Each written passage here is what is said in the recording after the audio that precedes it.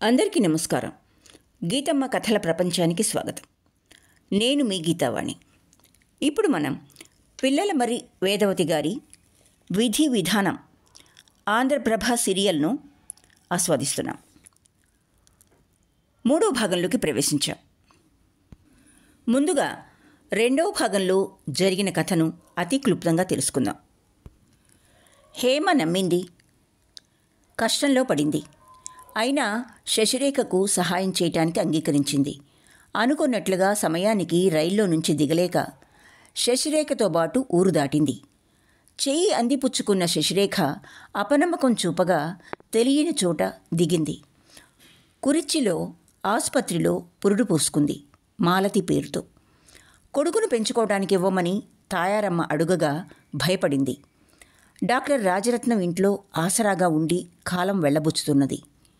రాజరత్నం చెల్లెలు పావన మాలతి జీవిత విశేషాలు తెలుసుకోవాలని ప్రయత్నించింది. కానీ మాలతి చెప్పలేదు. ఇప్పుడు 3వ భాగపు కథలోకి. Bombay, the city of millionaires and also of అనే అక్షరాల తర్వాత తెర మీద కుంటి, గుడ్డి, బీద, బిక్కి మొదలైన వారంతా కూడా ఉన్నారని చూపించారు ఒక పిక్చర్లో. అటువంటి వీళ్ళు కలిగిన మహానగరంలో ఒక చిన్న అందమైన బంగళాలో దక్షిణపు వైపు గదిలో చిత్రలేఖ నాట్యం సాధన చేస్తున్నది. ప్రక్కగా పెద్ద హాల్లో తివాసి పరిచి ఉండి ఖరీదైన ఫర్నిచర్, మధ్యగా నిగనిగా మెరుస్తున్న గుండ్రని బల్ల మీద మందపాటి అద్దము, దాని కింద నూతన తారల బొమ్మలు, పైన సీసా, 2 విదేశీ గాజు గ్లాసులు మెరుస్తున్నాయి. వసంత ఋతువు కావటం వల్ల బంగళా ముందు భాగాన ఉన్న పూల మొక్కల మీద నుంచి వాసనలు గుబాళిస్తూ హాల్లోకి వస్తున్నాయి. సీలింగ్ ఫ్యాన్ మెల్లిగా తిరుగుతున్నది. 2-3 పనివాళ్ళు, వంట మనిషి దొడ్డివైపు కూరల పాదుల కింద కూర్చుని కబుర్లాడుకుంటున్నారు. పాదులు చేస్తున్నారని తెలిసేందుకుగాను చేతుల్లో పనిముట్లు ఉన్నాయి.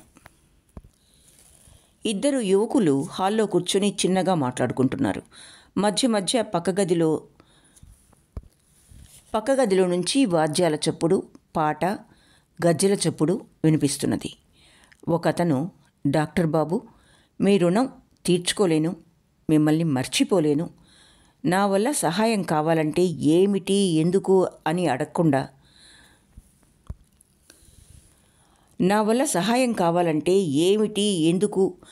అడగకుండా చేస్తాను. చెప్పండి. అంత ఏమీ కొరగాని వాడిని గానంటూ హిందీలో నట్టుగా వ్యావహారికం సరిగ్గా రాక చెప్పాడు. 2వ అతను, మీరు తెలుగువారని తెలుసు, తెలుగులో మాట్లాడితే సంతోషిస్తాను. తెలుగు మాట విని ఎన్నాళ్ళయిందో అనిపిస్తుంది. నేను మీకు చేసిందేమీ లేదు, మీరు ఆయుర్దాయముండి బ్రతికారంతే. మీరేమో మీకు మీ మిత్రుడికి కూడా చెల్లిస్తిరి. నేను మిమ్మల్ని నర్సింగ్ హోమ్ నుంచి వదిలానే కానీ మీరు కొన్నాళ్ళు నా దగ్గరుండి బాగా కోలుకున్నాకనే వెళ్ళొచ్చు. ఆమెప్పుడు షూటింగ్ అనో మరోటనో ఇంట్లో ఉండదు. ఉన్నా దగ్గర కూర్చోటానికన్నా వ్యవధి ఉండదు. చూస్తున్నారుగా, వచ్చి అరగంట సేపయింది. పాలన, గారపళ్లతో వంట మనిషి, లేకపోతే కంగాళీ భాష మాట్లాడే నౌకరో ఎదురొస్తారు. వాళ్లే నాతో మాట్లాడేది. ఇంటికి రాగానే ఒక చిన్న పాపన్నా కంటపడదే అని నాకెందుకో కష్టమేస్తుంది. మేమిక్కడికి వచ్చే రోజున ఒక నిండు నెలల మనిషి, 18 ఏళ్ళు ఉండొచ్చు, స్టేషన్లో తటస్థపడ్డది. పాపం రమ్మంటే మాతో వచ్చేదే. చక్కగా ఈ పాటికి పిల్లవాడో ఆమెను సంతోషపెడుతూ ఉండాలి. నేను ఆ పిల్లను మోహిస్తున్నాననుకున్నదో ఏమో మా చిత్ర ఆ పిల్ల రైల్లో నుంచి దిగిపోయేట్టు చేసింది. నాకిప్పటికీ ఆ పిల్ల అడుగు తీసి అడుగు వేస్తూ చీకట్లో రైలు వంక చూస్తూ గేటు వైపు వెళ్ళటం గుర్తు వస్తూ ఉంటుంది. మాకు ఆ పిల్ల రాక శుభదాయకమైతే మేము ఆమెను ఆపదలో ముంచి వచ్చాం. ఏమిటో ఈవేళ మనసంతా వికలమైపోయి ఇదంతా చెప్పాను. మీ మిత్రుడి భార్య తన భర్త కోసం ఏడుస్తుంటే వినలేకపోయాను. ఏ కులమైతేనే కంట్లో ఒత్తులేసు కూర్చొని సేవ చేసింది తల్లిలాగా. అయినా దక్కలేదు అతను. మీరెట్లాగో బతికారు. నాకు ఇంటికి పోదామా అనిపిస్తూ ఉంటుంది. తీరా నిశ్చయం చేసుకునే సమయానికి పోనీయదు. ఏదో మభ్యపెట్టి వెళ్లకుండా చేస్తుంది. తెలిసి తెగించలేకుండా ఉన్నాను. ఇంత బరి తెగించిపోతుందనుకోలేదు. ఓ విధంగా నాది గుడ్డి ప్రేమే అయి ఉండాలి. మనం అనుకున్నట్లు జరక్క పరిస్థితులు తారుమారైతే అట్లాగే అనిపిస్తుంది. రెండవ అతని మాటలు పూర్తి కాలేదు. గదిలో నాట్యం సందడి ఆగిపోయింది. చిత్ర కాలి గజ్జెలు విప్పేసి హాల్లోకొచ్చి చనువుగా భర్త ప్రక్కన సోఫాలో కూర్చుని గ్లాసులు నింపుతూ విలాసంగా నవ్వుతూ ఇద్దరికీ ఇచ్చింది. ఎవరు అన్నట్టు భర్త వంక చూసింది. నిత్యము పరిశ్రమ చేయటం వల్ల, ఆహారంలో శ్రద్ధ తీసుకోవటం వల్ల శరీరం బంగారు తీగలాగా సాగి అలంకరించుకొని ఉండటం వల్ల మరింత ఆకర్షవంతంగా ఉంది. శరీర సౌష్ఠవం కనబడేట్టు పల్చని దుస్తులు వేసుకున్నది. లిప్స్టిక్ వేసుకోవటం వల్ల పెదిమలు మెరుస్తున్నవి. గోళ్లకు రంగు, కుడి చేతికి బంగారు గొలుసు ఉన్న రిస్టు వాచి ఆమె ఒంటి రంగు ముందు వెలవెలబోతున్నది. నవ్వుతూ అతని వంక చూసింది. ఇతను నా పేషెంట్. పేరు వీరభద్రం. మన తెలుగువాడే. మన సిఐడి భైరవరావు ఉన్నాడే, వాడితో వాళ్ళ జైలు చూడటానికి వెళ్ళా. ఆ రోజున విడుదల చేసిన ఇద్దరిని చూపించాడు. వాళ్ళు కొన ఊపిరితో ఉన్నారు. ఒంటి మీద దెబ్బ పడని చోటు లేదు. అన్నం నీళ్లు ఇవ్వక నానా హింసలు పెట్టినా వాళ్ళకు కావలసిన ఇన్ఫర్మేషన్ కక్కలేదుట. ప్రాణం విసిగి ఈవేళో రేపో చచ్చేట్టుంటే వదిలేశారు. దిక్కున్న చోట చెప్పుకోమన్నారు. మీరు చూడలేక జాలి గుండె కలవారు గనక తీసుకొచ్చి ఉచితంగా వైద్యం చేశారు. చిత్ర కిలకిలా నవ్వింది. లేదు శశి, ఇతను ఇద్దరి ఫీజు చెల్లించేశాడు. ఇంకా ఏవైనా సాయం కావాలంటే చేయగలనంటున్నాడు. మీరెప్పుడు ఆ పేరుతోనే పిలుస్తారు. అలవాటు మార్చుకోవాలంటే వినరు. నువ్వు చెప్పబోయేది తెలుసులే. నేను కేశవరావు అంటున్నానా అని. నీకెప్పుడు కొత్తొక వింత, పాతొక రోత. నాకట్లా కాదు. Old is gold. నువ్వు నిజంగా శశిరేఖల్లే కంటికి ఆహ్లాదంగా ఉన్నావు గనుక ఆ పేరే నప్పింది నీకు. నన్ను కేశీ అనకు. నా పేరు రిజిస్టర్ అయింది. కంటికి మాత్రం బాగున్నాను అంటే మనసుకు నచ్చలేదనేగా. హమేషా మీకు కావలి కాస్తే మీ నర్సింగ్ హోమ్ ఎట్లా రన్ అవుతుంది, మనకి బంగళా కారు ఎట్లా వస్తాయి? ఈ మాటలకే. నాకు ఛాన్స్ రావాలని మీరు ప్రయత్నించారా లేదా? వస్తే సంతోషించారా లేదా? సరే, నువ్వు ఊరికే గునుస్తూ ఉంటే తెలిసిన వాళ్ళున్నారు కదా అని ప్రయత్నించాను. పోన్లేండి, సంభాషణ ఎత్తుతూనే పోట్లాట్లోకి దిగుతున్నా. మీరు అలిగి ఇంటికి పోతాను అనే వరకు వస్తున్నది. పరాయి వాళ్ళు ఉన్నారనన్నా లేదు. ఏమండి భద్రంగారు, భద్రంగా ఉన్నారా? అసలు మీరు అరెస్ట్ ఎందుకైనారు? ఎన్నాళ్ళున్నారే కృష్ణ జన్మస్థానంలో? శశిరేఖ నటిని అనిపిస్తూ మనోహరంగా అలంకరించుకున్న జుట్టు మీద నుంచి పెద్ద జాజిదండ జారి మెడ మీద పడుతుండగా సగం గృహిణల్లే పమిట కప్పుకుంటూ అంతలో జారుస్తూ ఉంటే భద్రం ఈమెనెక్కడో చూసినట్టున్నదే అని గుర్తు చేసుకోవడానికి ప్రయత్నించాడు. చెవులకి మెడలోనూ ఉన్న నగలు బ్లూ లైట్ పడి మెరుస్తున్నాయి. శంఖమల్లే ఉన్న కంఠానికి అర్ధవర్తులాకారంలో ఉండి అవి ఉన్న ఆని ఉన్న రాళ్ల నెక్లెస్ వింత సోయగా నిస్తున్నది. అతడు తన అందాన్ని పరిశీలిస్తున్నాడు అనుకుంది శశిరేఖ. కేశవరావే సమాధానం చెప్పాడు. ఈ మధ్య గోల్డ్ కంట్రోల్ వచ్చింది, గుర్తున్నదా? బియ్యానికి కంట్రోల్ రాగానే ఎక్కడి బియ్యం అక్కడ మాయమైనట్టు షావుకారుల దగ్గర మూలుగుతున్న బంగారం క్షణాల మీద మటుమాయమైంది. ధర కూడా చూస్తూ ఊరుకున్నదా? రెక్కలు కట్టుకుని ఎగిరింది. కొట్లలో ధగధగలాడే నగలన్నీ కొట్లను బోసిచేసి 4వ వంతుకొచ్చినాయి.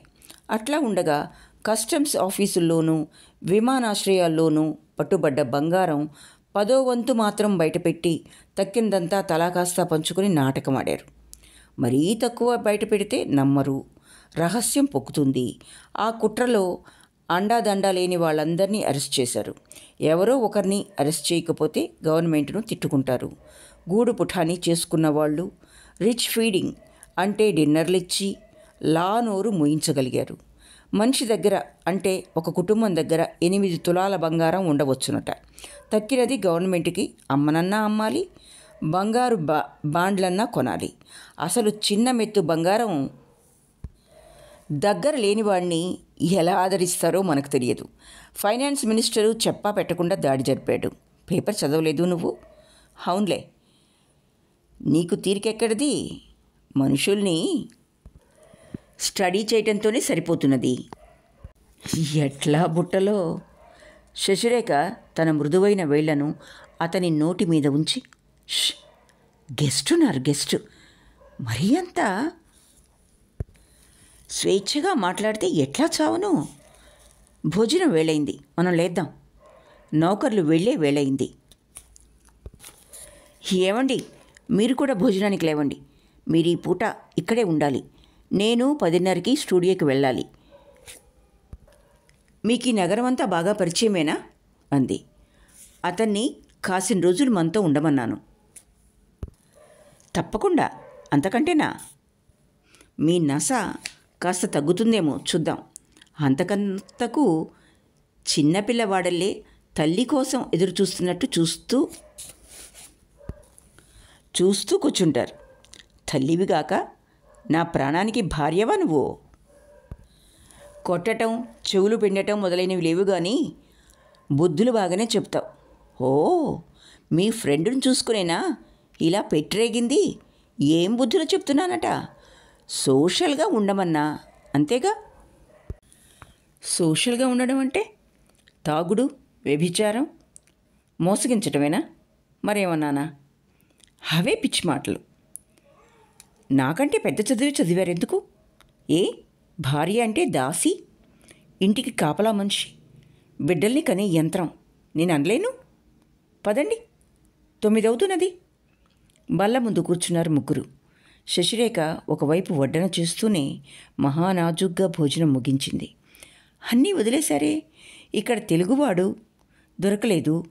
వాడి చేతనైందేదో వాడు చేస్తాడు, మా చేతనైందేదో మేము తింటాం అని కేశవరావు ముగించాడు. శశిరేఖ కావాలనే పక్కపక్క నవ్వి పొయ్యి ఫ్రిడ్జ్ తీసి ఐస్ క్రీమ్, ఫ్రూట్ సాలడ్ కప్పుల్లో ఉంచి స్పూన్లు వేసి తెచ్చి ఇద్దరికి ఇచ్చింది. జెల్లీ ముక్కలు కోసి వేరే ప్లేట్లలో కస్టర్డ్ ముక్కలు పక్కగా పెట్టి ఇచ్చి తను కూర్చుంది. వంటవాడు భోజనాల పళ్ళాలు, గ్లాసులు తీసి బల్ల తుడుస్తున్నాడు. ఒక్కపొడి ఆకులు వెండి పళ్ళెంలో ఉంచి బల్ల మీదుంచాడు. వరండాలో తక్కిన పనివాళ్లు భోజనాలకి తయారవుతున్నారు. శశిరేఖ భద్రాన్ని అడిగింది, ఎన్నాళ్ళ నుంచి ఈ వ్యాపారంలో ఉంటున్నారు? చిన్నప్పటి నుంచిను. అంటే మీరు కోమట్ల, మార్వాడీలా, విశ్వబ్రాహ్మల, నాయుళ్ళ అన్నది హాస్యమాడుతున్నట్లు. ఎవరల్లే ఉన్నాను, మీరు చెప్పండి. భద్రానికి ఈ స్త్రీ గుర్తుకు రాసాగింది. తన ఊళ్ళో అప్పుడప్పుడు చూస్తూనే ఉండేవాడు. అప్పుడప్పుడు ఏవో నగలు చేయించుకుంటూ ఉండేవాళ్ళు. అయితే ఇంత దగ్గరగా చూడలేదు. ఇట్లా నాజూకుగా లేదప్పుడు. తెగ తిని వెర్రి బర్రెల్లే ఉండేదనుకున్నాడు మనసులో. అయితే నాయుడై ఉండాలి, లేకపోతే విశ్వబ్రాహ్మలు. మన వైపు కంసాలి వాళ్ళంటారు చూడండి, వాళ్ళై ఉండాలి. మరి తక్కిన వాళ్ళ లక్షణాలు లేవు మీలో.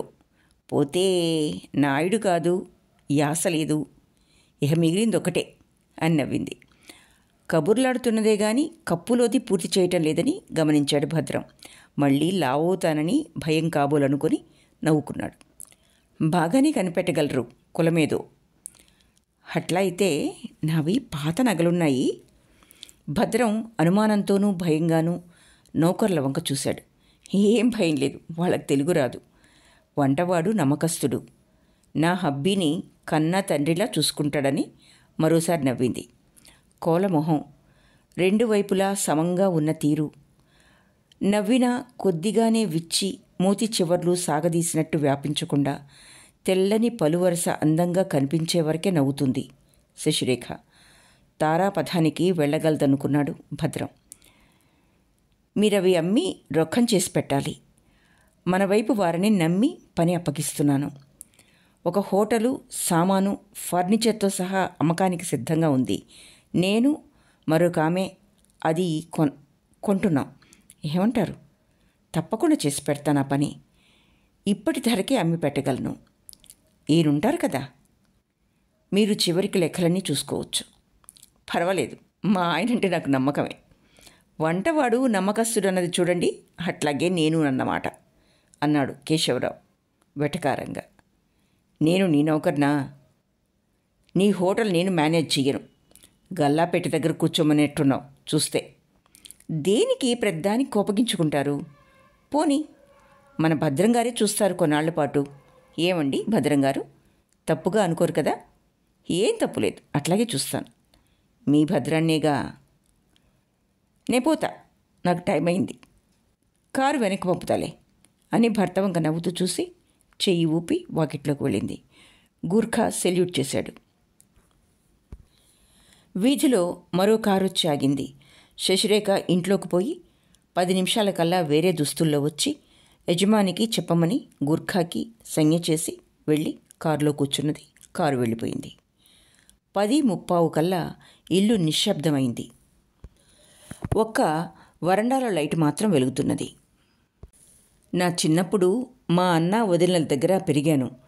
మా అన్న ఆఫీసు, క్లబ్బు, మీటింగు అంటూ అందేవాడు కాదు. అందినా వెంట మిత్రులుండేవారు. మా వదిన ఏమీ అనకుండా భోజనాలు పెట్టేది. మిత్రులతో వెళ్ళిపోయేవాడు. రాత్రి 2 వచ్చేవాడు. నిద్రకు పడేవాడు. వదిన ఎదురు చూసి చూసి నిట్టూర్పు విడిచేది. ఒక్కోరోజు ఆఫీస్ నుంచే క్లబ్కు వెళ్ళిపోయేవాడు. రాత్రి 11:30 వచ్చి ఎంగిలిపడి పడుకునేవాడు. ఒళ్ళు పాడవుతుంది అనేదే గాని మరో నిష్ఠూరం ఆడేది కాదు. దేనికట్లా ఎదురు చూడటం, తిని పడుకోరాదా అని అడిగితే నువ్వు చదువుకుంటున్నావని తోడు కూర్చున్నాననేది. అప్పట్లో నేను నా భార్యను ఇట్లా కష్టపెట్టను, ఎక్కడికి పోను అనుకునేవాడిని. నేనే మా వదిన స్థితిలో ఉంటానని అనుకోలేదు సుమ్మండి అన్నాడు కేశవరావు.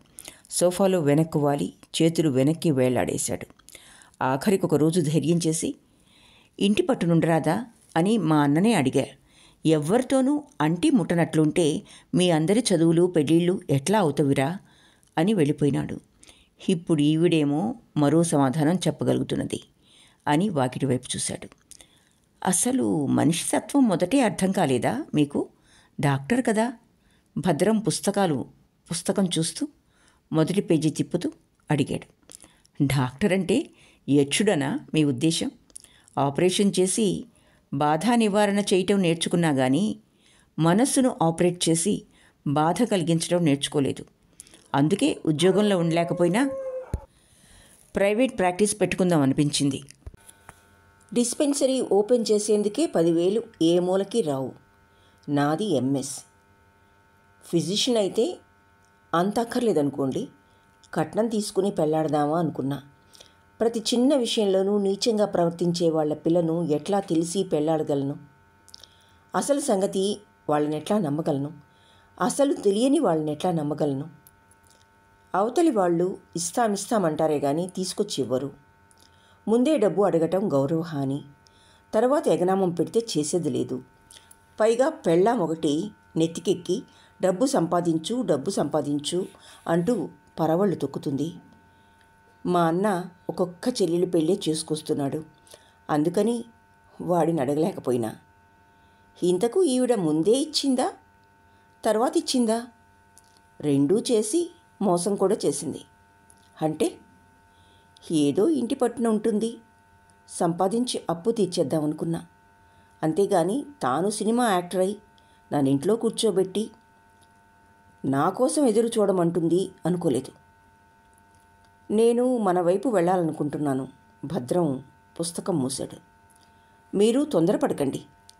ఆ చెయ్యి ఇంకా బాగా ఎత్తలేరు. బ్యాండేజ్ అప్పుడే పూర్తిగా తీసేశారు.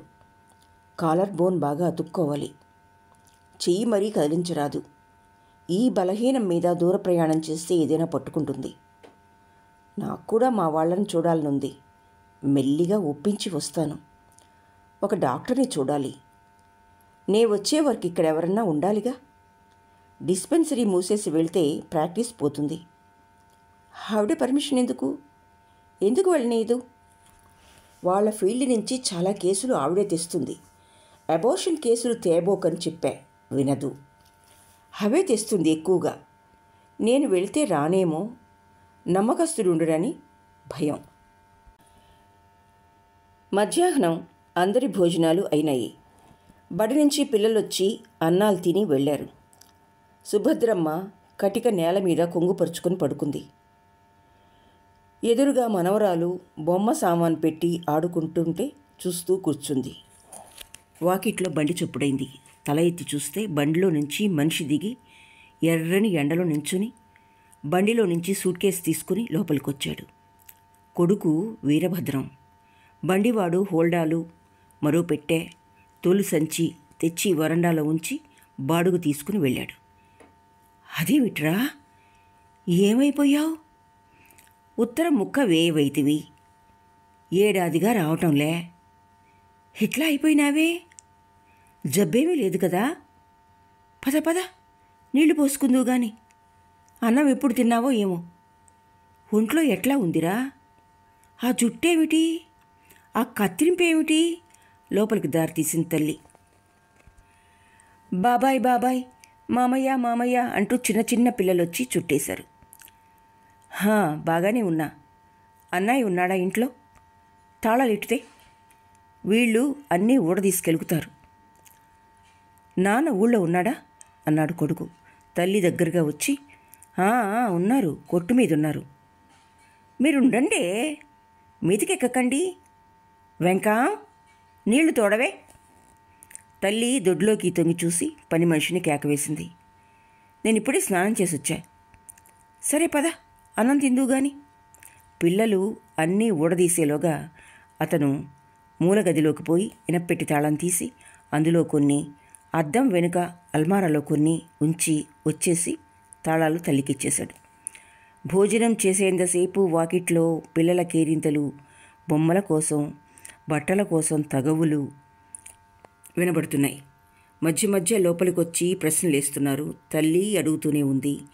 వచ్చిన వాటికి సమాధానాలు వస్తున్నాయి, లేని వాటికి లేదు. ఆ కట్టేమిట్రా చేతికి? ఎక్కడున్నావు ఇన్నాళ్ళు? ఉత్తరం రాస్తే ఏం పోయింది? పప్పుకూర వేసుకో. సూపరింటెండెంట్ గారి అమ్మాయిని చూసి పొమ్మని వాళ్ళు పదే పదే అడుగుతుంటే నువ్వెక్కడున్నావో తెలియకపాయా. మాట తీసివేయలేక చూసొచ్చాను. మజ్జిగ తాగు. సగం తిని లేచావే. అతను చెయ్యి కడుక్కుని మేడ మీద గదిలోకి పోయి పడుకున్నాడు. నిద్ర పట్టేసింది. దీపాల వేళకి మెలకువ వచ్చింది. ఇల్లంతా సందడిగా ఉంది. అందరి మాటలు వినిపిస్తున్నాయి. లేచి కిందకి వెళ్ళాడు. అంతా బాగానే పలకరించారు కానీ కోపమో, వెటకారమో, నిష్ఠూరమో, నిందాలాపమో ధ్వనిస్తున్నది మాటల్లో. భద్రానికి అంతు పట్టలేదు. తండ్రి వరదరాజాచారి క్షేమమడినట్టే అడిగి రంగంలోకి దిగినట్టు, పద్యం అందుకోబోతున్నట్టు కంఠస్వరం హెచ్చించాడు. ముందేమంటున్నాడో కొడుకు కంతు పట్టలే. తండ్రి పై ఉత్తరీయం తీసి దొలపను, ఇంట్లోకి పోను, మళ్ళీ రాను, ఏదో అనను, బావి దగ్గరికి పోను, తిరిగి రాను, 4 గదమను, మళ్ళీ ఇంట్లోకి పోను, గుడ్డలు మార్చుకోను, నీళ్లు తోడి హరహరా అంటూ నెత్తిని పోసుకుని ఒళ్ళు తుడుచుకుంటూ పై బట్ట మెలిపెట్టి పిండి ఏదో చదివి మళ్ళా కొడుకు కంటికి కనబడగా వాడి మీద అరిచి ఆయాసపడ్డాడు. పెద్దవాడికి ఈ కష్టం ఎందుకులే అన్నట్టు కొడుకు కూడా తిరుగుతూ ఏమంటున్నాడో, ఆ అరుపుల తాత్పర్యం ఏమిటో, తాను చేసిన తప్పేమిటో తెలుసుకోవడానికి ప్రయత్నించాడు. మధ్యలో అన్నగారు రంగాచారి వచ్చి, ఊరుకో నాన్న, రేపు చెప్పొచ్చులే. ఎట్లా అయినాడో చూసావా? ఎన్ని హింసలు అనుభవించాడో నీకేమైనా తెలుసా? నువ్వు అమ్మ భయపడతారని నేను చెప్పలేదు. వాడి స్నేహితుడు వచ్చినప్పుడల్లా చెప్తూనే ఉన్నారు. ఊరుకో, వాణ్ణి విశ్రాంతి తీసుకుని ఏమిటి నీ చాదస్తం? పెద్దవాడి అవుతున్న కొద్దీ మతిపోతున్నది. కళ్ళజోడు పెట్టుకో ముందు అన్నాడు. వదినగారు వచ్చింది. పదవయ్యా, స్నానం చేద్దువు గాని, ఈ రగడికే. పెద్దవారు ఏదో అంటారులే, పద. ఒకటి అర అడిగి తీసుకునే వాళ్ళంతా ఏదో చెవిన వేసి మరీ పోతారు. ఎవర్రమ్మన్నారు వీళ్ళని? మావయ్య 1 రూపాయి సాయంకాలానికల్లా తీర్చేస్తాను. బావగారు 10 రూపాయలు సర్దుదురు, అది వరస. అప్పు కోసం వచ్చిన వాళ్ళు డబ్బు తీసుకోకపోక పుట్టరేపులు పెట్టిపోతారు. రా రా, నీళ్లు చల్లారుతున్నాయి. తలంటించుకోవు, ఉట్టి స్నానమే చెయ్యి అని తొందర పెట్టింది. మరి కాసేపు పిల్లలు, స్నేహితులు, బంధువులు పలకరింపులు అయిపోయినాయి. ఏమీ తేలలేదు. భోజనాలు గప్చిప్పుగా అయిపోయినాయి. 10:30 అయిపోయేటప్పటికి వీధిలో 2 మిత్రులతో మిగిలాడు భద్రం. అందులో ఒకడు చలపతి, అతను కోమటి.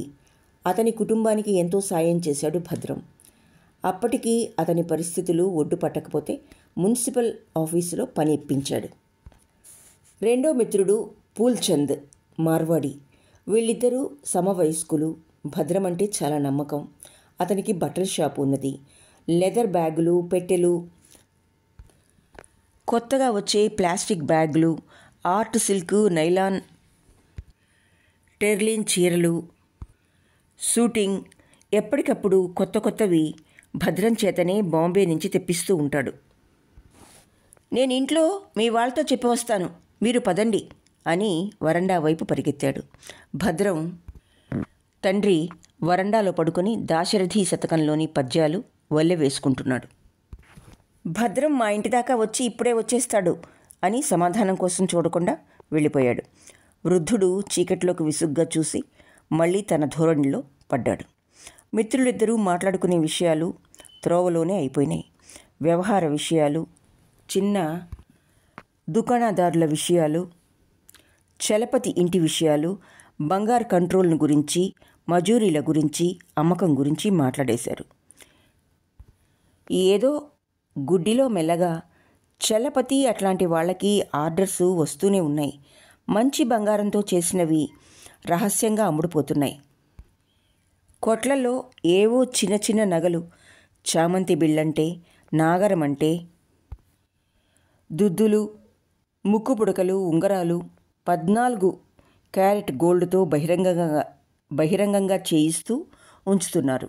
మంగళసూత్రాలు కూడా అట్లాంటి బంగారంతోనే చేయించాలని మొదట చట్టమైతే వచ్చింది. గలభా అయిపోతుందని మంగళసూత్రాలు మాత్రం మంచి బంగారంతో చేయించుకోవచ్చన్నారు ప్రభుత్వం. బంగారం కల్తీ అయిన కొద్దీ లొంగటం, నాజుకుతనం తక్కువైంది. మెరుపు తగ్గింది. ఆకుపచ్చ రంగు లీలగా కనబడుతున్నదని కొంతమంది నవ్వారు కూడాను. బ్రాసో కొనుక్కోవాలన్నారు. మజూరీ మాత్రం పెరిగిపోయింది. గాజుల జతకి 12 రూపాయలల్లా 20 అయింది. ఒంటిపేట గొలుసుకి దాదాపు 60 వరకు ఎక్కింది. తిండి గింజలు ఎండతో పోలిస్తే మజూరీ పాదరసంలాగా పోల్చొచ్చు. గోల్డ్ కవరింగ్వి, ఎనామిల్వి పర్వాలేదు.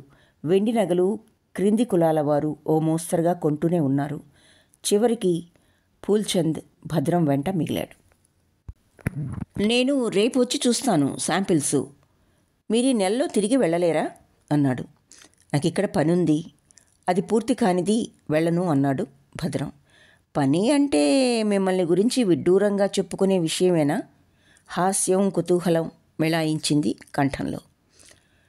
ఈ వంతెన మీద కూర్చుందామా? ఏమని చెప్పుకుంటున్నారేమిటి? వంతెన కింద నీళ్ల రొద, పక్కగా దూరం నుంచి కిచ్చురాళ్ల రొద విసుగు కలిగిస్తున్నవి. తెలియనట్టు అడుగుతున్నారే, నా దగ్గర రహస్యం. మీరు ఆ అమ్మాయిని నా కొట్టుకు తెచ్చి గుడ్డలు అవి ఇప్పించేవారు కదా. ఎందుకు కాదు? ఆ అమ్మాయికి ఒక్కతే ఏమి, మా చుట్టాల ఆడపిల్లల్ని మాత్రం తెచ్చి వాళ్ళకు కావలసినవి ఇప్పించలేదు? ఇప్పించారు కానీ వాళ్ళెవరూ తల్లి కాబోయే స్థితిలో లేరు. మీరు మాయమయ్యేటప్పటికీ వాళ్ళ తండ్రులకి పక్షవాతము రాలేదు అన్నాడు సకిలిస్తూ. పక్క చూపులు విసిరాడు. అప్పుడు భద్రానికి తను ఊరికి వెళ్ళబోయే ముందు హేమ తనను కలుసుకుని ఏదో చెప్పటం, తాను లేడీ డాక్టర్ని కన్సల్ట్ చేద్దామనటం. అది వినగానే హేమ వెలవెలబోయిన ముఖం, కింద కూలబడి కళ్ళుకు తుడుచుకోవటం, చెయ్యి పట్టుకుని లేవదీయబోతే విదిలించి వేసి తన ఇంటి వైపు పరిగెత్తటం గుర్తొచ్చింది. ఆ మర్నాడే తాను అర్జెంటు పని మీద ఊరికెళ్ళాడు. ఇప్పుడు ఆదుర్ద హెచ్చింది. ప్రక్కనున్న మనిషిని మర్చాడు. లేచి బయలుదేరాడు. పూల్చంద్ వంతెన దిగి తన ఇంటివైపు వెళ్తూ నవ్వుకున్నాడు. ఓనాడు తానొక చిన్న వస్తువుని ఒక స్త్రీకిచ్చి రమ్మని చెప్తే భద్రం నీతులు బోధించాడు. ఇప్పుడు తెలుస్తుంది అయ్యగారికి అనుకున్నాడు. భద్రం ఆగకుండా ఊరికి ఆ చివరనున్న హేమ ఇంటికి వెళ్ళాడు. ఆ పిల్ల పినతండ్రి కొడుకు రాఘవులు వీధి అరుగు మీద కూర్చుని వీధి దీపం వెలుతురులో కంటికి దగ్గరగా పెట్టుకుని పత్రిక చదువుతున్నాడు. అడుగుల చప్పుడుకి తల ఎత్తి చూసి నిర్ఘాంతపోయాడు. భద్రాన్ని చూసి ఎప్పుడొచ్చారు అన్నాడు. అతను లోపలికి దారి తీసేటట్టు లేడని తోచి ఇంట్లోకి పోదాం పదా. ఈవేళే వచ్చాను అన్నాడు భద్రం. తలుపు దగ్గరగా వేసి ఉన్నది. లోపలికి వెళ్ళగానే పక్క గదిలో మంచం, దానిమీద హేమ తండ్రి రాంభద్రయ్య కంటపడ్డారు. గోడకు చిన్న బెడ్ లైటు మిణుకు మిణుకుమంటున్నది. రాఘవులు వెళ్ళి పెద్దచ్చేశాడు. రాంభద్రయ్య కళ్ళు తెరిచాడు. భద్రం తన మంచం మీద కూర్చుని ఉండటం చూశాడు. ఆయన కళ్ళల్లో ఆశ్చర్యం మాత్రం కనిపించింది. రాఘవులే చెప్పాడు. పెదనాన్న మాట్లాడలేడు, కదల్లేడు, చెప్పింది అర్థం చేసుకోగలడు. మీరు ఇట్లా బల్ల మీద కూర్చోండి అని చెప్పి చిన్న బల్ల మంచం దగ్గరగా వేసి లోపలికి వెళ్ళాడు. ఎందువల్ల ఈ జబ్బు వచ్చింది, ఎప్పుడొచ్చింది, మందు ఎవరిస్తున్నారు అని అడిగాడు. ఆయన సమాధానం చెప్పలేక కళ్ళనీళ్లు నింపి ఊరుకున్నాడు. లోపల నుంచి ఒక్కొక్కరే రావటం మొదలుపెట్టారు. హేమ తల్లి కనకమ్మ, పినతల్లి రామాంబ, ఇంకా తదితరులు వచ్చారు. ఇట్లా ఉన్నావు నాయన, నడి సముద్రంలో ఉన్నాం. నీ జాడ తెలియలేదు, ఉత్తరం లేదు, కబురు లేదు, కాకరకాయ లేదు. పిల్ల బెంబేలు పడిపోయింది. దాని గతేమిటని ఈయన మంచం పట్టారు. నాకు ఒంట్లో ఓపిక లేదు. ఎంతమందినని సముదాయించను. కనకమ్మ సోది చెప్పుకుపోయింది. భద్రం కళ్ళు చెవులు ప్రాణశక్తి పోసుకుని మనిషి కోసం, అడుగుల చప్పుడు కోసం తహతహలాడిపోయినాయి. హేమ మేనగోడలు, అత్తయ్య చెప్పకుండా వెళ్ళిందండి. అప్పటినుంచి తాతయ్య జావ కూడా తీసుకోకుండా శుష్కించిపోతున్నారు. అత్తయ్య కోసం వెతికించామని చెప్పాం, నమ్మడు అన్నది. హేమ పెత్తల్లి సాగదీసుకుంటూ చెప్పింది. అన్నిటికీ డబ్బు బాబు ప్రధానం. డబ్బుంటే మా పిల్లని చేసుకోకుండా వదిలి వెళ్ళేవాడివా? మీ వాళ్ళు మా వాడికి ఏమీ తెలియదు, మీ పిల్ల ఎవరితో పోయిందోనని మొహం మీద అనేవాళ్ళ? ఇప్పుడు మా మరిది సేవకు మనిషిని పెట్టాలి. డబ్బేది? ఇంటెడు చాకిరీతో మా చెల్లెలేం చేయగలదు? హేమ మేనమామ, మనిషిని పెట్టినా రోజూ రాడండి. వచ్చినా ఆయన సంగతంతా చూడడు. చేతులు వెనక పెట్టుకున్నాడు. చేతులు వెనక్కు పెట్టుకొని అన్నాడు. హేమ పినతల్లి రామాంబ అందుకుని, మాయమైన పిల్ల దగ్గర నుంచి ఉత్తరం లేదు, పత్రం లేదు. ఎక్కడున్నదో, తిన్నదో తినలేదు. నీళ్లు పోసుకున్న పిల్ల. మేమేమన్నామని వెళ్ళింది అనేదేదో మీ వాళ్లే అన్నారు. అందాక వస్తే డబ్బు మొహాన విసిరి పారేస్తారట కానీ పెళ్ళి మాత్రం కానియరుట. నీతి జాతి లేనివాళ్లు అల్పానికి పాల్పడి ఎవరినెత్తినో రుద్దాలని చూస్తున్నారట. నీతి ఎవరికి లేదో తెలియటంలే అల్లుడా. అవసరం తీర్చుకొని పారిపోతివే. నాకేమీ తెలియదని చెప్పిపోతావా మీ వాళ్లతో? మేము నీకు మందు పెట్టి మదులు పోగొట్టామా? పిల్లను ఎరజూపి డబ్బు లాగాలని చూశామా? అంటూ చేతులు తిప్పుతూ ఎక్స్ప్రెస్ లాగా వెళ్ళిపోయింది. పెళ్లి చేసుకోవడం చేతగాని దద్దమ్మవు, పిల్లనెందుకు మభ్యపెట్టావు? దానికేమీ మాయమాటలు చెప్పావని హేమ మేనమామ ఉట్టంకించాడు. ఇంకా భద్రానికి తల పట్టిపోయింది. లాభం లేదని లేచి నుంచుని, ఎక్కడికి వెళ్ళింది, ఎవరితో వెళ్ళింది, ఎన్నాళ్ల కిందట, ఎట్లా పట్టుకోలేకపోయినారు అన్నాడు ఏమాత్రం నిగ్రహం కోల్పోకుండా. హేమ మేనత్త అందరి వెనక నుంచి వచ్చింది. సాత్వికురాలు. ఒకళ్ళ పిలక ఒకళ్ళ చేతిలో చిక్కించుకున్న వాళ్ళని చూసినట్టు చూస్తూ మంచి మాటలతో సర్దాలని, అన్నిటికీ డబ్బు కావాలి నాయన. మనుషుల్ని ఇటూ అటూ పంపడానికి డబ్బు కావాలా? ఊరికే ఎవరన్నా పలుకుతారా? అక్కడికి నడవగలిగిన వాళ్ళు నడిచి వెళ్ళగలిగినంత దూరం వెళ్ళి చూసొచ్చారు. ఎక్కడా జాడలేదు అన్నది. ఆ క్రితం రోజెట్లా ఉన్నది? ఇంటికి ఎవరన్నా వచ్చారా? ఇంటి దగ్గర తనకు జరిగిన గౌరవం, తన వాళ్ళిచ్చిన స్వాగతం ఇంకా మరుపు రాలేదు అతనికి. ఎవరూ రాలేదు నాయనా, బాగానే ఉన్నది. పనంతా చెయ్యటం, తండ్రి సేవ, గుడికెళ్ళి దేవుడి దర్శనం దినచర్యగా మారింది దానికి. నోట మాట లేకుండా పోయింది. మేనగోడలంటే అంతరాంతరంలో ఎక్కడో దాగి ఉన్న ప్రేమ పైకి వచ్చింది ఆవిడికి. నా ఉత్తరాలు అందలేదా? నే పంపిన మనుషులెవరూ రాలేదా? ఏదో గుర్తు చేసుకుంటూ రాఘవుల్ని అడిగాడు. ఉత్తరం వచ్చి ఏడాది కావస్తున్నదనుకుంటా.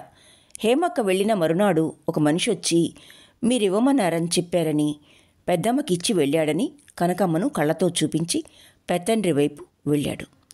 అందరి ఉద్రేకాలు చల్లబడినాయి. మర్యాదకి అతని ఆరోగ్యాన్ని గురించి, ఎందుకు పట్టుబడ్డది, ఎక్కడుండిపోయింది అడిగారు. చెప్పాల్సిన అవసరం ఉన్నంతవరకే చెప్పి వెళ్తానన్నాడు. రాంభద్రయ్య గారికి ధైర్యం చెప్పి చెయ్యి పట్టుకొని మీరు ధైర్యంగా ఉండి మందు తీసుకోవాలని నమస్కారం చేసి వెళ్ళాడు. మర్నాడు డాక్టర్ని వెంటబెట్టుకెళ్ళగా రామభద్రయ్య గారేమిటో బాధపడుతున్నారు. లోపలికేమీ ఆహారం పోలేదు. బాధ చెప్పలేడు. ఇంట్లో సేవ సరిగ్గా జరిగే అవకాశం లేదని తెలుసుకున్నాడు. కనుక భద్రం కారు తెప్పించి అందులో ఉంచి తీసుకెళ్ళి హాస్పిటల్లో చేర్పించాడు. కాస్త హాయిగా ఉన్నట్టే కనబడి వృద్ధుడు 3వ నాడు ప్రాణాలు విడిచాడు. ఆయన్ను తెలిసిన వాళ్లంతా ఆయన కష్టాలు గట్టెక్కినాయనుకున్నారు. ఊళ్ళో హేమను తెలిసిన వాళ్ళు, ఆ పిల్ల దూరపు బంధువులు కూడా ఉన్నారు. ఏమైనా ఆరా అందకపోతుందా అని భద్రం ఆశతో బయలుదేరాడు. హేమకు వేలు విడిచిన మేనమామ కొడుకు కాశీపతి ఉన్నాడు. అతనికి ఆయుర్వేదం మందుల షాపు చిన్నది ఉన్నది. అతను మందులు భద్రం చేత తెప్పించుకుంటూ ఉంటాడు. పైకి మంచిగానే మాట్లాడతాడు. భద్రం అతనికి మందులున్న అట్టపెట్టి ఇస్తూ అతని చిన్న వ్యాపారం యోగక్షేమం విచారించాడు. తనను యగాదిగా చూస్తున్నాడు. సంగతి బయటికి రానిచ్చేట్టున్నాడని ఊహించాడు. హేమ సంగతి పరోక్షంగా ఎత్తాడు. ఎవరికి తెలియకుండా ఎట్లా వెళ్ళిపోగలదు? డబ్బు తీసుకెళ్ళాలి గదా. తెల్లవారేటప్పటికి మాయమవుతుందా? వాళ్ళు బావులు చెరువులు వెతికామంటున్నారు. ఏమీ అనలేదంటున్నారు. వెళ్ళిపోవటానికి తగినంత కారణం ఉండాలి అన్నాడు. కాశీపతి వికిల్ నవ్వు నవ్వి కంఠంలో ఉన్న విషయం అక్కడే నిలపడానికి అసమర్థుడై కక్కేశాడు. కారణం లేకే మొగుడెవరైంది తేల్లేదు. మీ వాళ్ళు మా అబ్బాయి కాదంటుంటిరి. నువ్వు చిప్పిపోలేదైపోయే అని తర్జనితో భద్రం దండ మీద పొడిచాడు. నువ్వు డబ్బు, పనులు, బంగారం సప్లై చేసిన నాళ్ళు వాళ్ళు దాన్ని బాగానే చూశారు. అవన్నీ బంద్ కావడమే కాక నువ్వు అదృశ్యం అయ్యేటప్పటికీ దాని పాటుకు అదొక్కటే కారణమైనట్టు ఇరకాటాన పెట్టి దాన్ని చంపజూశారు. తండ్రి చవట, తల్లికి రాగతనం. మరి నాకివ్వమంటే కంటికి ఆనకపోతేనే వాళ్ళకని అరచెయ్యి అడ్డంగా ఆడించాడు. దాని మేనత్త కొడుకున్నాడే, పెళ్ళాన్ని వదిలేసి చాకలి దాన్ని పెట్టుకున్నాడు. వాడు చేరాడు అక్కడికి ఈ మధ్య. సున్నం రాచి చీల్చిపెట్టుకున్న ఆకులు నోట్లో ఉన్న ఒక్క దగ్గరికి కూరి నమలటానికి ఉపక్రమించాడు. భద్రం లోపల విసుగు చెందిన కాళ్ళు చేతులు చచ్చుపడ్డట్టు హరికథ వినటానికి వచ్చినట్టు కూర్చుండిపోయాడు. వాడు నీ మల్లేనే ఎర్రగా పుల్లగా ఉంటాడు. వాడిని మరిగుండాలి. ఎందుకంటున్నానంటే వాడు నీ హేమ మాయమైన రోజే మాయమైనాడు ఈ ఊళ్ళోనే. వాడి తల్లిదండ్రులు లబలబలాడారు. ఎక్కడికి పోతుంది చేసుకున్న కర్మ. మరి కోడల్ని వెళ్ళగొట్టినట్టు లేదు. ఆకులు సగం నములుడుబడి సున్నం ఘాటుకి తట్టుకోలేక తల విసిరి రసం ఉమ్మేశాడు కాశీపతి. కథ సగం దాకానన్నా వచ్చిందా అన్నట్టు చూశాడు భద్రం. తల తాటిస్తూ గుటకలేస్తూ పెదిమల మీద మాటలు పలికిస్తూ. లేకపోతే తాంబూల రసం తెల్లని చొక్కా మీద పడుతుంది. కాశీపతి కంటిన్యూ చేశాడు. మరో ఆటగత్తె తన వాళ్లతో అత్తవారింటికెళ్తున్నానని చెప్పి మరిదిని రమ్మని వాడి కన్నుగప్పి నగా నట్రా రొక్కం చీరెలు సారెలు తీసుకుని ఉడాయించింది. అది నీ ప్రియురాలు దీపాల వేళ ఆ గుడి వెనక భాగాన కూర్చుని కబుర్లాడుతుంటే నే చూశా. మరి అట్లాంటి వాళ్లతో నేస్తం కడితే ఎట్లాంటి బుద్ధులు పుడతాయి? కన్న తండ్రిని అధోగతి పాల్చేసిందే. భద్రం కథ పూర్తయిందా లేదా అని చూశాడు. కానట్టే తోచి కాశీపతికి మంచినీళ్ళు అందిస్తూ ఆ ఆటకత్తె పేరేమిటి అన్నాడు. భద్రాన్ని బాగా నొప్పించగలిగానా లేదా అని ఆలోచిస్తున్న కాశీపతి అతని నిబ్బరాన్ని గమనించలేదు. మంచినీళ్లు తాగి, కరణం రాజశేఖరం కూతురు లేదు, శశిరేఖ, చూసే ఉంటావు దాన్ని. కరణంగారు వాళ్ళు నీ అత్తవారల్లే అని భద్రాన్ని చూసి అతని మొహాన బాధ లేకపోవటానికి కారణం తెలియక అతని గుండె లోతులు గ్రహించే శక్తి లేక తేల్చేశాడు. నాకెందుకులే, మీకు వాళ్లకు ఏమీ సంబంధం లేదని మీ వాళ్ళు అంటుంటిరిగా. కరణంగారు గలభా చేయకుండా గుట్టుచప్పుడు కాకుండా వెతికించారు. ఏం లాభం? వీళ్ళకి దాని ఆచూకీ తెలిసేటప్పటికీ అది ఎవరినో పెళ్లాడేసింది. చివరికి మంగళం పాడుతున్నట్లు వాళ్ళ నోట్లో కరక్కాయే ఇహ అన్నాడు. హమ్మయ్య అని భద్రం ఊపిరి పీల్చుకొని దక్షిణ ఇచ్చినట్టు కాశీపతికి సంతోషం కలిగించే విషయాలు మాట్లాడి ఇంటి ముఖం పట్టాడు. దోవ పొడుగున ఆలోచనలతో సతమతమైనాడు. బాంబేలో ఉండగా కేశవరావు అన్న మాటలు స్పష్టంగా గుర్తు వచ్చినాయి. అతను వైజాగ్ వరకు వచ్చాడు. వైజాగ్ వెళ్ళి ఏ స్టేషన్లో హేమను వదిలేశారో కనుక్కుందామా అని ఆదుర్దా కలిగింది. ఈ ఊళ్ళోనే దింపేస్తే ఇంటికే వచ్చి ఉండేది. దింపేసిన ఊళ్ళో ఉంటుందా? ఇంటి నుంచి పూచిక పుల్ల కూడా తీసుకెళ్ళలేదంటున్నారే. ఎట్లా కాలం గడిపింది? దేనిలోనన్నా పడిందా? వేరు మార్గం తొక్కిందా? రహస్యంగా ఉండిపోవాల్సిన అవసరం ఏమిటి? ఇంటికి వస్తే నష్టం ఏమిటి? అతనికేమీ అంతుపట్టలేదు. ఇంట్లో బాగానే మసులుకున్నాడు. పెళ్లి విషయం ఎత్తారు. పిల్లను చూడమన్నారు. సరేనన్నాడు. ఇప్పుడేమన్నా వ్యతిరేకంగా మాట్లాడితే రభస అవుతుందేమోనని పస్తాయించాడు. తండ్రి కాసిన రోజులు ఘర్షణ పెంచుకున్నా వరద ఉధృతం తగ్గినట్టు ఆయన కోపం తగ్గిపోయింది. వరద వచ్చి పెట్టిన ప్రతి గండికి పెద్ద కొడుకు రంగయ్య పక్క ఊళ్ళోనే ఇతర కుటుంబాలు మునగకుండా కొడుకు మీద ప్రేమ అనే నదిని ప్రవహింపజేయాలని గండ్లు పూడుస్తూ వచ్చాడు. వ్యాపారం చూపించాడు. బంగారు కంట్రోల్ వచ్చాక క్లిష్ట సమస్యలు చెప్పాడు. లాభ నష్టాలు, అందులో భద్రం పాలు విశదపరిచాడు. వరదాచారి గారు విని ఊరుకున్నాడు. ఒక రోజున కొడుకు భద్రం ఒంటి మీద చొక్కా లేకుండా అన్నం తింటుండగా చూసి ఆయన గుండెలు అవిసిపోయినాయి. పసినిమ్మ పండల్లే ఉండి ఎక్కడా ఎముక కనబడని బొద్దైన అతని శరీరం ఎముకలు ఉన్నాయి చూడమంటున్నది. అక్కడ కమిలిన వాతలు, చేతికింకా కట్టు, మెడ దగ్గర కుట్టిన గుర్తులు కనిపించినాయి. దుస్తులేసుకుని ముస్తాబైనప్పుడు మాత్రం మొహం మాత్రం నిండుగా ఉండి కలకల్లాడుతూ నవ్వుతూ ఉంటాడు. ఇన్నాళ్ళు ఇష్టం లేని వస్తువు ఒక్కటి ముట్టేవాడు కాదు. ఇప్పుడు ఏం వేసినా, రుచి ఎట్లా ఉన్నా తినేసి వెళ్ళిపోతాడు. ఎవరెంత మనసు నొప్పించినా చూస్తూ కూర్చుంటాడు. అవతలి వారి ప్రేలాపన శ్రద్ధగా వింటాడు. ఏమిటో గ్రహించాలని చూస్తాడు. ఇటువంటివన్నీ తండ్రికి వింతగా ఉంటున్నాయి. లాయరు రంగనాథం గారు వచ్చారు పొద్దుటిపూట. ఆనాడు ఆదివారం.